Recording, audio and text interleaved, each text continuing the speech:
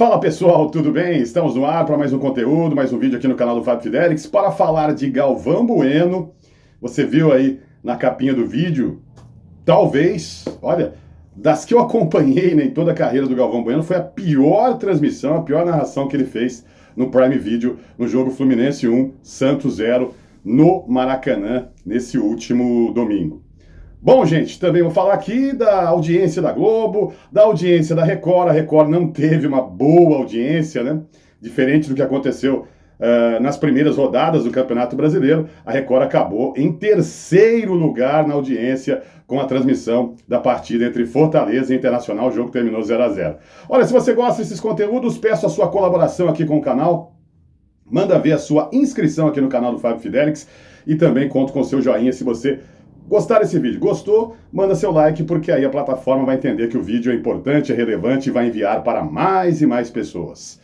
Começando então pela audiência. Vamos lá. Fortaleza 0, Internacional 0. Esse foi o jogo que a Record transmitiu. E a emissora paulista conseguiu apenas 5,6 pontos de média.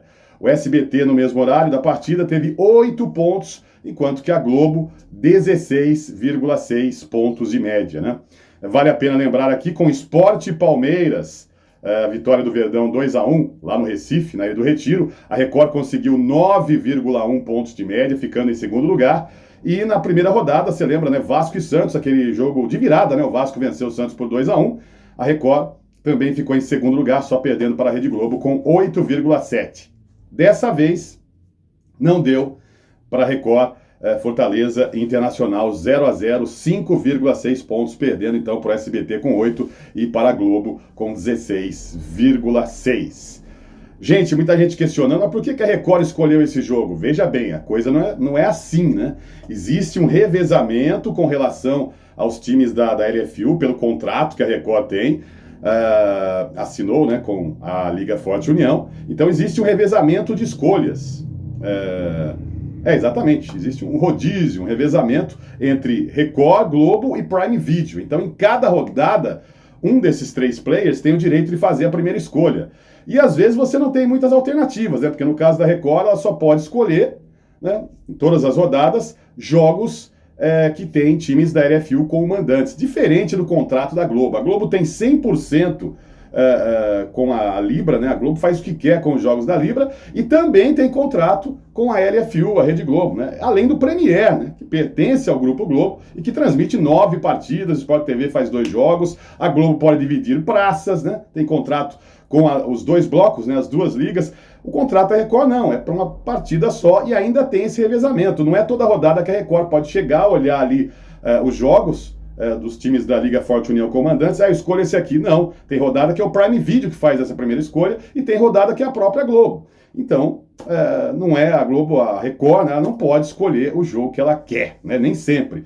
De vez em quando ela consegue ter essa primeira escolha. Então, provavelmente, aliás, infelizmente, né, a Liga Forte União deveria divulgar, né, a CBF, a Liga Forte União, divulgar, né, para todo mundo, né, deveria ser público, né, essas escolhas. Olha, nessa rodada foi a Globo que escolheu, essa rodada foi o Prime Video, nessa rodada a Record que teve a prioridade de escolher, né, o jogo que vai transmitir. Não, né, isso não é divulgado.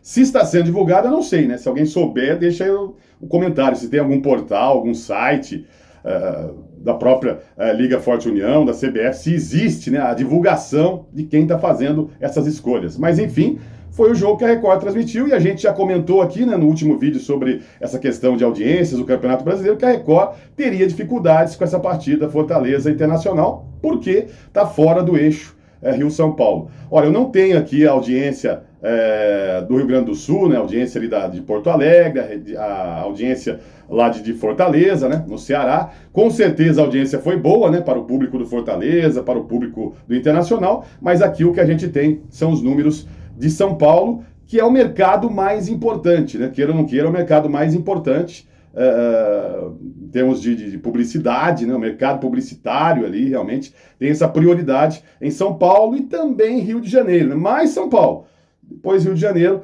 Então, infelizmente, nem sempre eles divulgam as audiências em outras praças, mas o fato é que ali na Grande São Paulo a Record acabou perdendo dessa vez não só para a Globo, que é normal, mas acabou perdendo também para o SBT. E olha, é o seguinte, agora falando dos jogos da Globo, né, São Paulo e Cruzeiro, a Globo conseguiu em São Paulo 15,2, né, esse jogo que começou às 5h30 da tarde, né, horário diferente, 5h30 da tarde. O jogo da Record, que eu disse aqui, Fortaleza Internacional, começou às 8 horas da noite, mas São Paulo e Cruzeiro, a Globo conseguiu aí 15,2 pontos na Grande São Paulo. O SBT teve 6,8 e a Record 6,4, uma ótima vantagem aí da Globo e normal.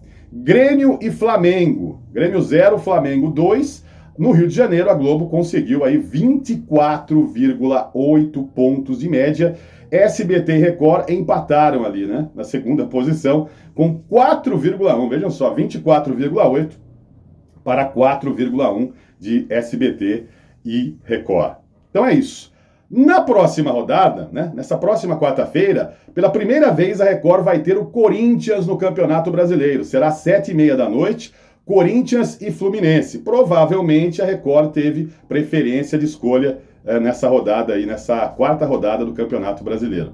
Então, Corinthians e Fluminense na Record, anote aí na sua agenda, às 7h30 da noite, será a primeira vez, então, que a Record pode, né? Fica até essa interrogação, a gente pode até façam suas apostas aí. Será que a Record vai conseguir o primeiro lugar de audiência ou vai ficar em segundo, né? Com Corinthians e Fluminense, que vai brigar, né? 7h30 da noite começa o jogo, vai até ali, né, por volta de 9h30 da noite, vai brigar com o Jornal Nacional, vai brigar com novela, né? Vale tudo.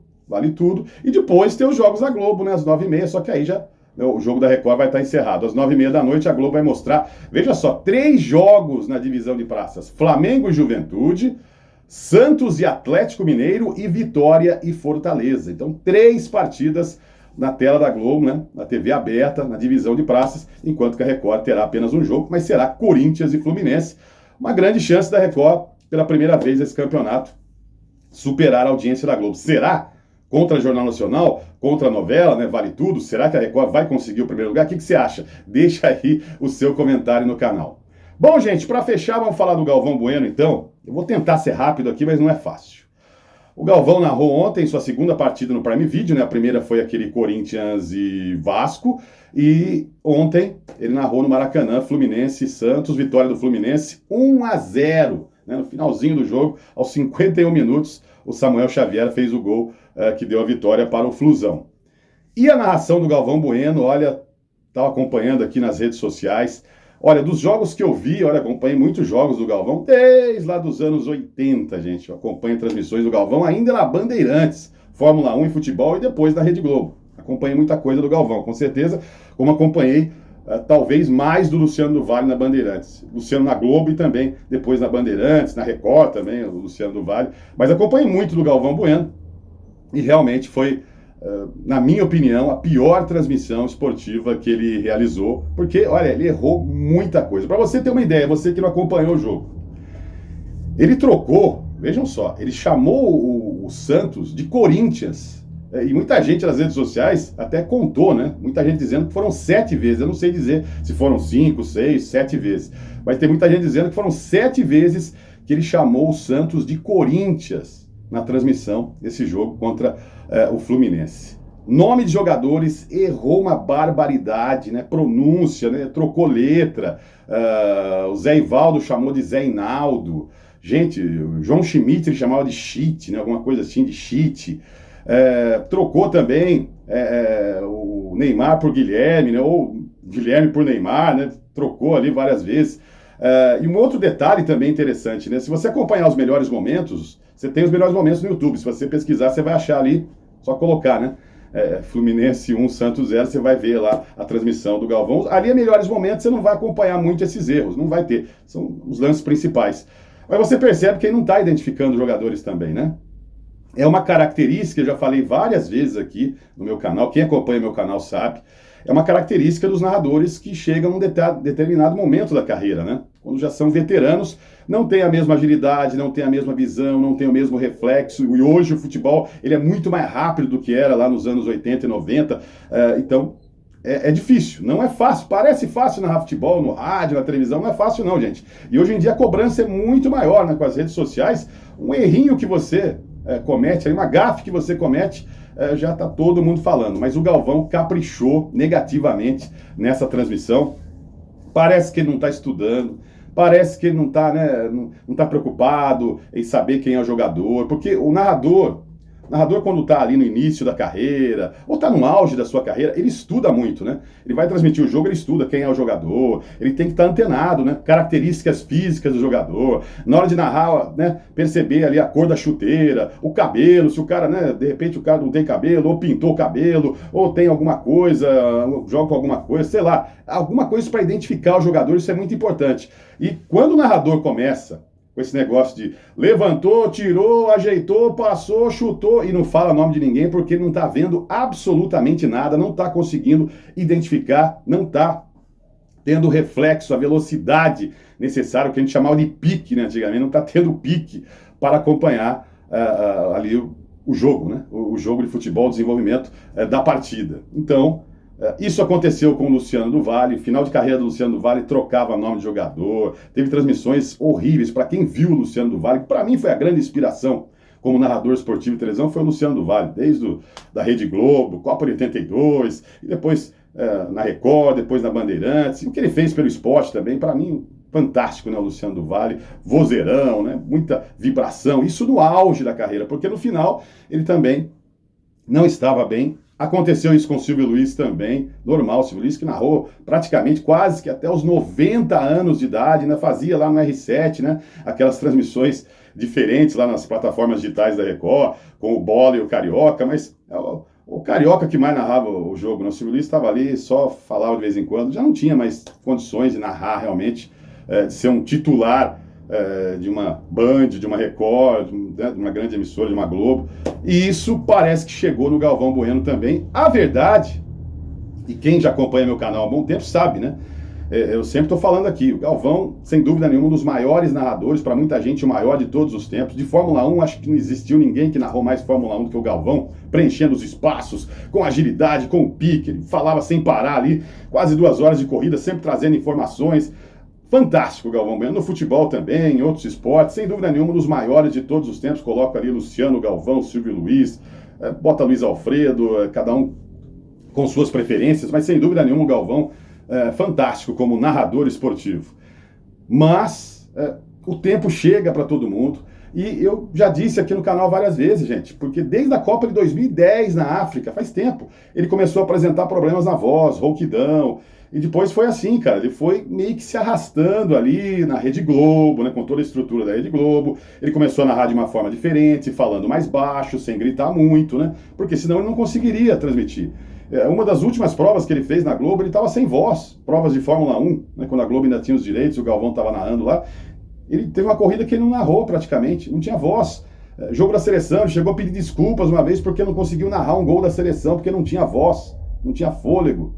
Então, outro dia eu fui criticado quando eu disse isso aqui, né, acho que foi e parece que foi uma mulher, né, que criticou aqui nos comentários, e democraticamente tem o direito de criticar, mas dizendo que eu fui preconceituoso quando eu disse que o narrador, quando chega lá aos 70 anos, 80 anos, não tem a mesma força, não tem a mesma voz, não tem o mesmo pique. Gente, isso não é preconceito, isso é a realidade. Ah, mas alguns narradores conseguem. Vou dar um exemplo aqui, o Zé Carlos Araújo, o garotinho lá do Rio de Janeiro, está com mais de 80 anos e continua narrando em bom nível. Mas isso é exceção, não é regra. Não é regra, gente, é exceção. Parabéns ao Zé Carlos Araújo e a outros narradores espalhados aí pelo Brasil, né, que já são veteranos e continuam narrando num bom nível. Mas a maioria, né, é normal você chegar a um determinado ponto. E o Galvão Bueno, né, narrador bem sucedido, né, uma carreira fantástica, linda a carreira do Galvão Bueno, né, não tem mais problemas financeiros, né, ganhou muito dinheiro, não sei nem dizer se ele é rico, se ele é milionário, se ele é bilionário, mas enfim, com méritos, né, trabalhando como narrador esportivo, como empresário, o Galvão Bueno.